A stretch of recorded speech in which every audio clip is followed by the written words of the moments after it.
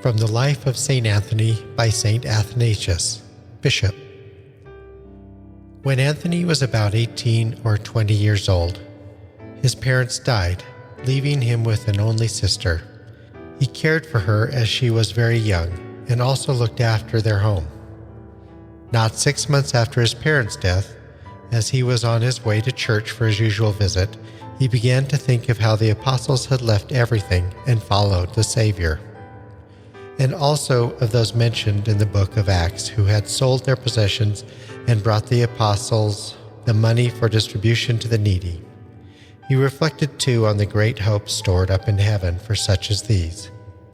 This was all in his mind when, entering the church just as the gospel was being read, he heard the Lord's words to the rich man, "If you want to be perfect, go and sell all you have and give the money to the poor. You will have riches in heaven. Then come and follow me." It seemed to Anthony that it was God who had brought the saints to his mind and that the words of the gospel had been spoken directly to him. Immediately he left the church and gave away to the villagers all the property he had inherited, about 200 acres of very beautiful and fertile land, so that it would cause no distraction to his sister and himself. He sold all his other possessions as well, giving to the poor the considerable sum of money he collected. However, to care for his sister he retained a few things. The next time he went to church he heard the Lord say in the gospel, "Do not be anxious about tomorrow." Without a moment's hesitation he went out and gave to the poor all that he had left. He placed his sister in the care of some well-known and trustworthy virgins and arranged for her to be brought up in the convent.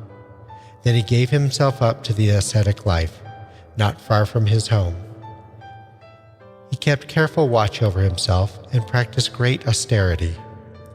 He did manual work because he had heard the words, "If anyone will not work, do not let him eat." He spent some of his earnings on bread, and the rest he gave to the poor.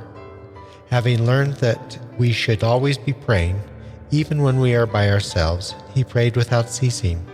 Indeed, he was so attentive when Scripture was read that nothing escaped him, and because he retained all he heard, his memory served him in place of books.